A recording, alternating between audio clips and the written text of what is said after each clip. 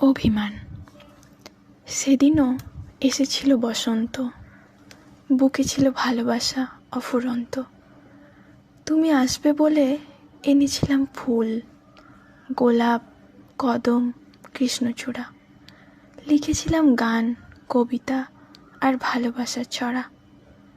তবু তুমি এলে না, ভালোবাসা দিলে না। আজও তুমি জেনে নাও, ভালোবাসা না দাও, শুধুই ভালোবাসা নাও। আর কিছুই চাই না আমি, হাসি মুখে ব্যথা দিলে তুমি।